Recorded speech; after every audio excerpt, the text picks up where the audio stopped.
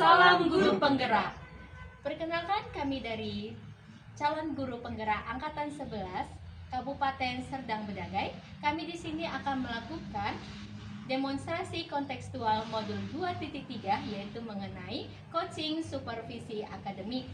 Perkenalkan, nama saya Rizda Damayanti Siregar, SPD SD Negeri 10268 Kampung Dame sebagai observer, dan ibu yang di sebelah saya. Perkenalkan, nama saya Yusnita Rezeki Situmeyang SPD, asal sekolah SDN 102058 Dolok Masihul, dan saya sebagai coach.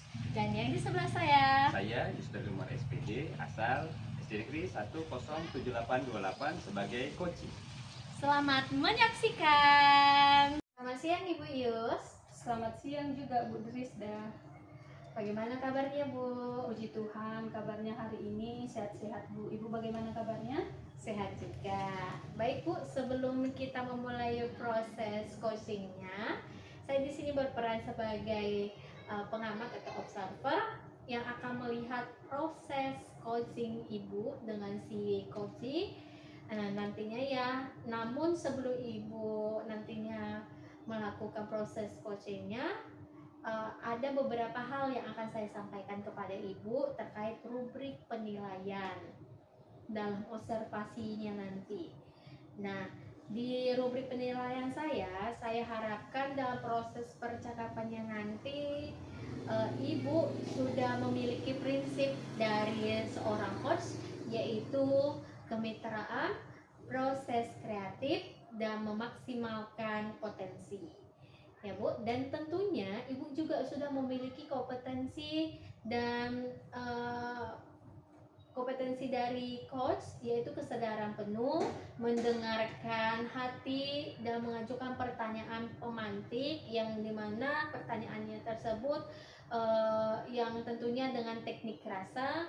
Dan saya berharap nanti dalam percakapan Ibu ketika menerapkan percakapan coaching nanti, jangan lupa menerapkan alur tirta, meliputi tujuan, kemudian identifikasi, rencana, dan juga tanggung jawab. Itu merupakan rubrik penilaian yang akan saya nilai nanti. Gimana menurut Ibu?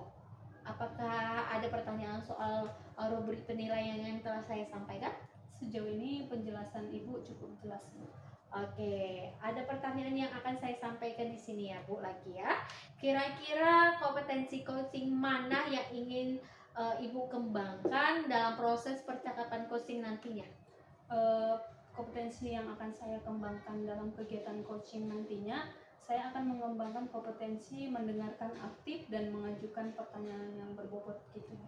Oke, ada dua kompetensi yang akan Ibu kembangkan tadi ya Bu.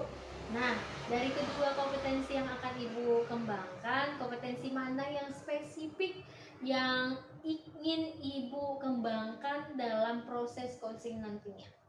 Saya berfokus kepada kompetensi mendengarkan aktif, di mana ketika saya menjadi pendengar aktif bagi coachee, si coachee akan terasa nyaman menceritakan permasalahannya begitu.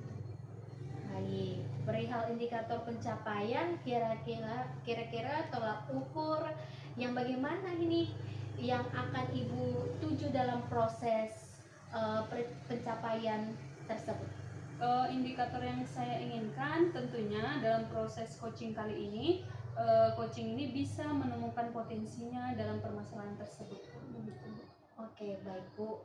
Mungkin itu aja yang akan saya tanyakan mengenai percakapan nantinya dan nilai-nilai rubrik penilaian observer yang akan saya buat seperti yang sudah saya sampaikan tadi. Mudah-mudahan Ibu dapat melaksanakan proses coachingnya dengan baik sesuai dengan alur tirta. Baik Bu. Oke, terima kasih banyak Bu. Terima kasih juga Bu. Selamat siang Ibu. Selamat siang Pak. Silakan duduk Pak. Boleh Bu? Boleh Pak, boleh. Maaf Bu, ini mengganggu sebentar. Oh iya Pak, kenapa ya Pak? Ini Bu, ada satu permasalahan yang ingin saya ceritakan sama Ibu.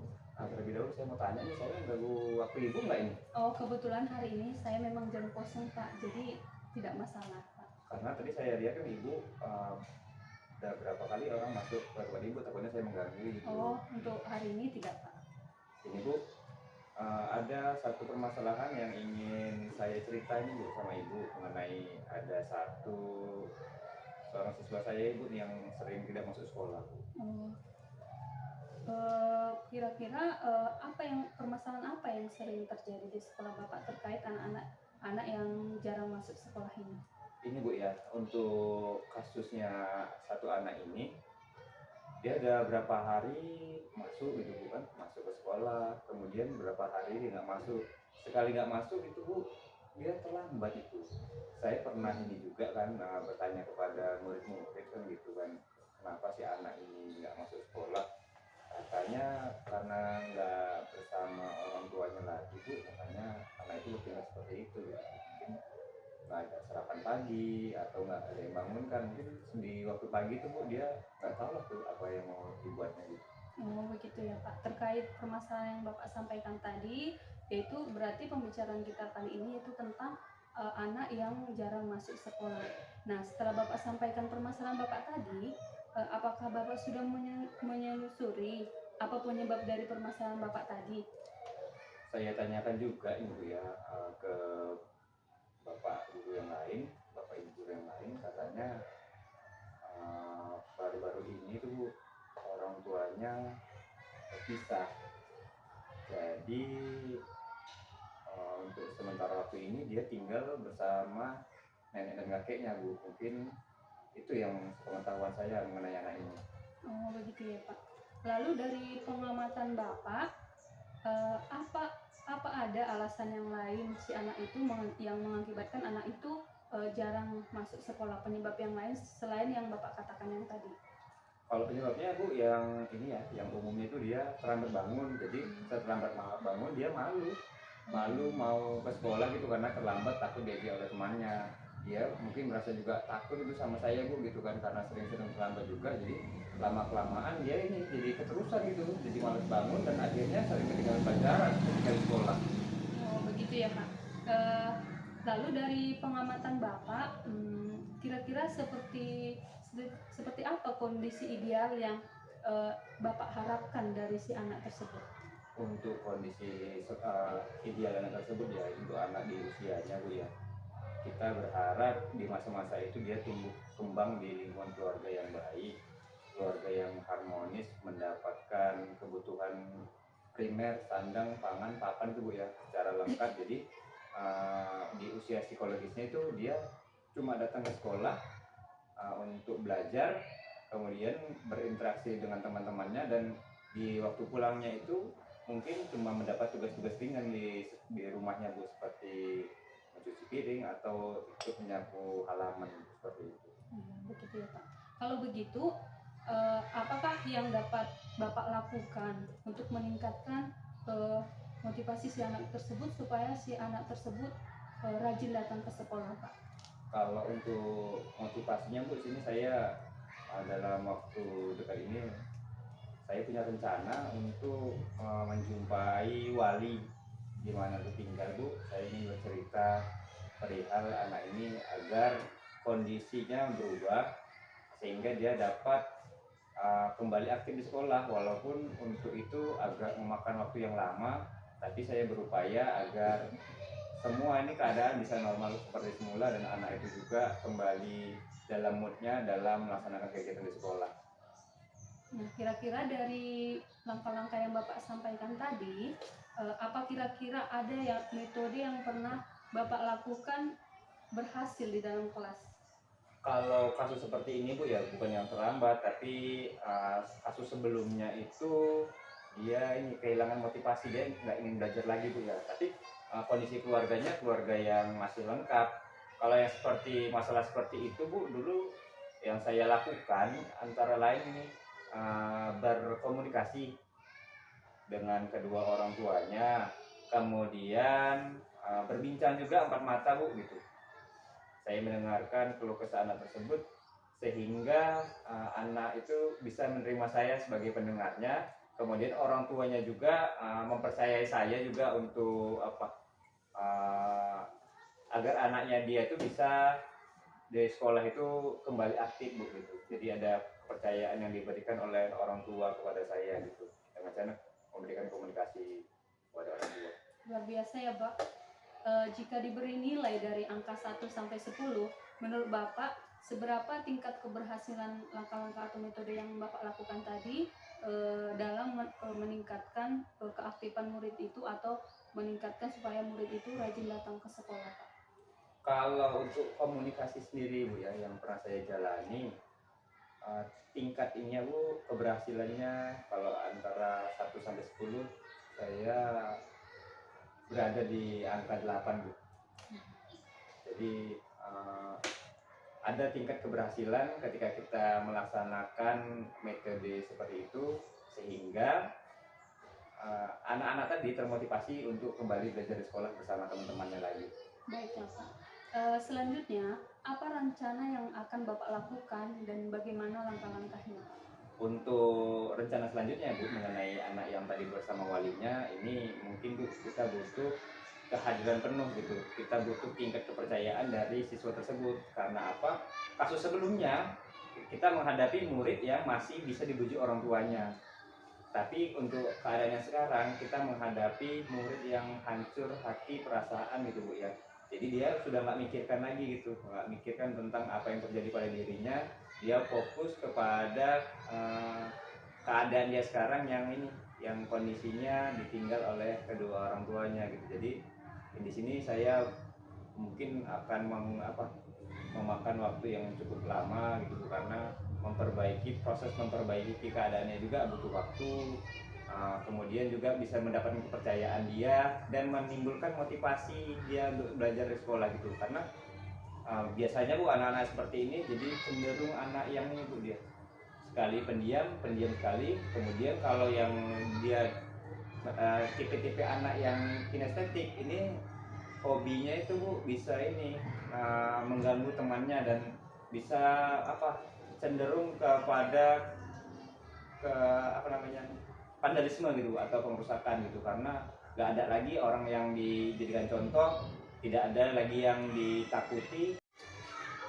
Kira-kira berapa lama waktu yang Bapak butuhkan dalam menyusun rencana tersebut Pak? Kalau waktu yang dibutuhkan untuk menyusun rencana ini, saya sudah bekerja sama dengan Ibu Guru Agama. Jadi dalam waktu sore ini kami sudah bisa datang ke rumah anak tersebut dan menjumpai walinya.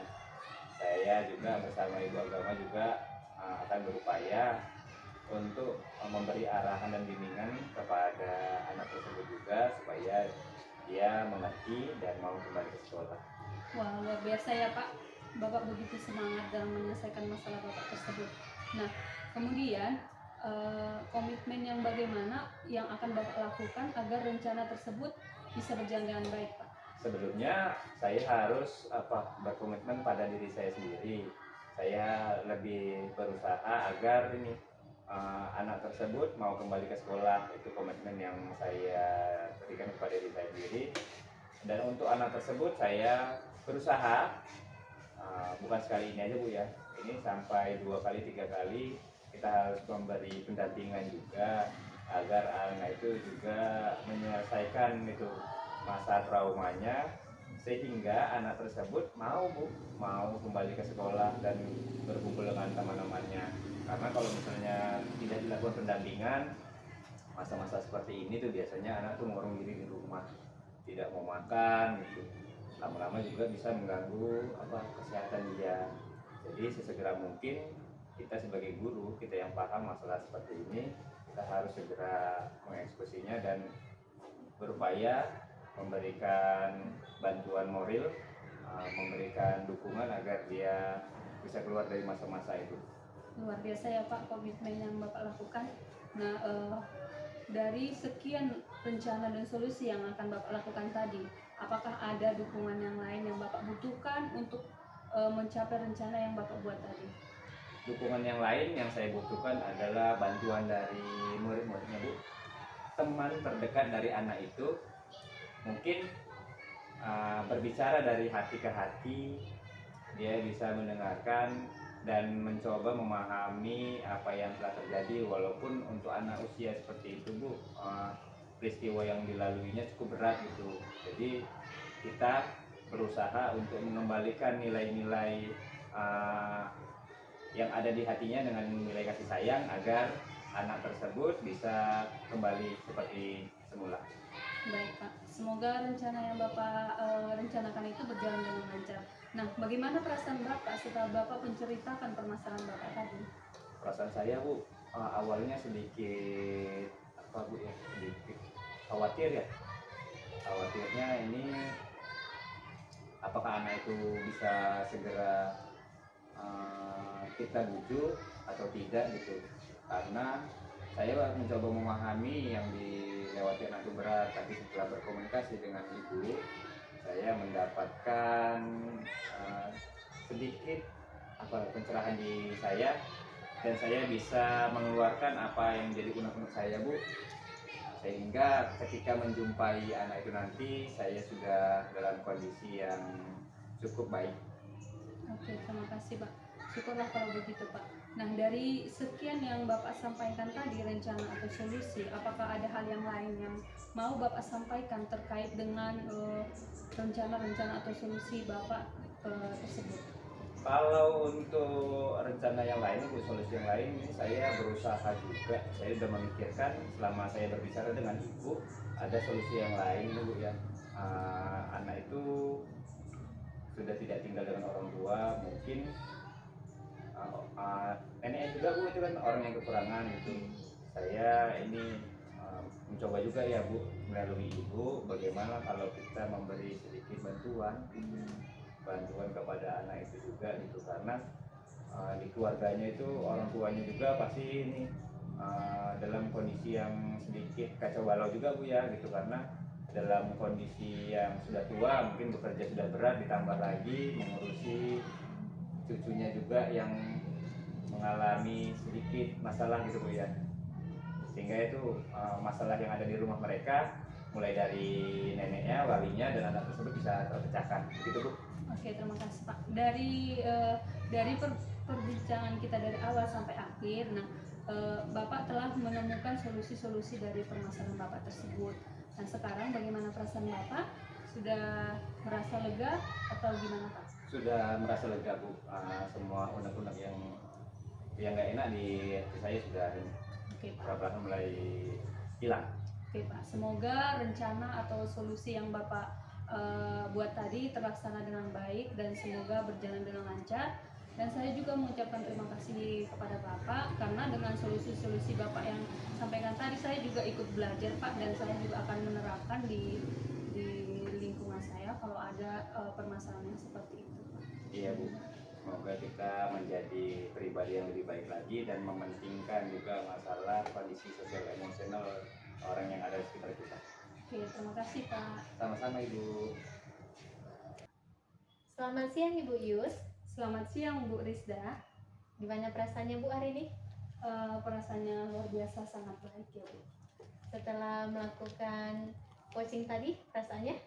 Perasaannya menjadi lebih senang karena coach saya dapat menemukan solusi-solusi dari percakapan kami Bu. Oke, baik. Barusan Ibu sudah melakukan coaching ya Bu bersama coachingnya.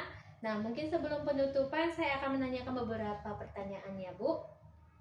Pertanyaannya yang pertama yaitu bagaimana setelah Ibu melakukan perform tadi yang bersama coaching? Puji Tuhan Bu, setelah saya melakukan kegiatan coaching tadi bersama Pak Yusdali Umar, semuanya berjalan dengan baik Bu. Oke, apa yang membuat Ibu untuk menilai bahwasanya hasil dari coaching tadi itu berjalan dengan baik? Karena menurut saya Bu, indikator yang saya sampaikan tadi itu sudah sesuai dengan kompetensi-kompetensi yang saya sebutkan tadi. Percakapan kami dengan Pak Yusdali itu sudah sesuai dengan alurnya tadi Bu. Oke, apa saja nih Bu yang sudah Ibu lakukan pada saat melakukan observasi coaching terkait indikator ketercapaian yang diinginkan tersebut? Dalam proses coaching tadi, saya sudah melakukan percakapan sesuai dengan alur Tirta ya Bu ya, di mana saya sudah menanyakan tujuan, identifikasi masalah, rencana aksi, dan tanggung jawab, sehingga alur Tirta tersebut bisa menggali Pak Yusdali Umar sebagai coach dalam menceritakan permasalahannya dan juga dapat menemukan solusi-solusi serta rencana yang akan dilakukan Pak Yusdali Umar dari permasalahan yang dialaminya, Bu. Wah, luar biasa ya, Bu. Oke, selanjutnya boleh nggak saya menyampaikan hasil pengamatan observasi saya? Tentu boleh saja, Bu. Oke, saya akan bacakan ya, Bu. Ya, setelah saya mengobservasi Ibu dalam kegiatan percakapan Ibu bersama Koci, tadi sudah berjalan dengan baik dan juga proses alurnya sudah sesuai dengan alur Tirta. Jadi tadi Ibu sudah berusaha untuk menggali perihal informasi dari pertanyaan-pertanyaan yang Ibu ajukan, dari pertanyaan yang berbobot tadi, sehingga Koci bisa menemukan solusi dari permasalahan yang dihadapi, dan Koci tersebut sudah sesuai dengan prinsip coaching. Lalu bagaimana pendapat Ibu setelah mendengarkan hal ini? Puji Tuhan, saya sangat senang, Bu, mendengarkan penilaian dari Ibu. Ternyata saya sudah bisa melakukan percakapan atau kegiatan coaching sesuai dengan alur Tirta. Nah, terima kasih ya, Bu, sudah memberikan penilaian kepada saya. Nah, di sini, Bu, saya mempunyai ada satu kompetensi nih yang harus saya kembangkan. Oh begitu, kira-kira kompetensi apa ya yang ingin Ibu kembangkan berdasarkan hasil dari melakukan coaching tadi? Kompetensi dari kegiatan coaching tadi yang perlu saya kembangkan itu lagi yaitu mendengarkan aktif, Bu, dimana ketika kita mendengarkan aktif si coaching bisa dengan senang atau bisa menceritakan semua apa yang dialaminya dan si coaching dapat menemukan masalah atau solusi-solusi dari masalah yang dihadapinya, Bu. Baik, dari diskusi kita ini, apa yang sudah terbayang oleh Ibu? Yang terbayang bagi saya akan terus lagi melakukan latihan dan terus berlatih melakukan kegiatan coaching supaya saya bisa membantu para coach-coach untuk menemukan solusi atau membuat rencana tentang permasalahan-permasalahan yang mereka hadapi. Ya, tentunya dalam mengembangkan potensi ini pasti Ibu membutuhkan bantuan ya, Bu ya. Kira-kira siapa ya yang Ibu minta bantuan untuk mengembangkan hal tersebut? Nah, tentunya saya membutuhkan bantuan dari pihak-pihak terkait, Bu. Misalnya kolaborasi saya dengan kepala sekolah dan rekan-rekan sejawat juga supaya saya bisa mengembangkan kompetensi yang ingin saya kembangkan tadi, Bu. Baik, kira-kira waktunya kapan ya, Bu, yang mau Ibu tentukan untuk meminta bantuan dari pihak-pihak lain?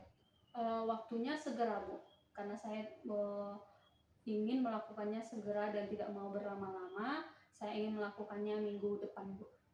Oke, baik Bu, dari kegiatan supervisi kita kali ini kita sudah mendapatkan kesimpulan bahwa percakapan yang Ibu lakukan sudah sesuai dengan alur Tirta dan pengembangan kompetensi.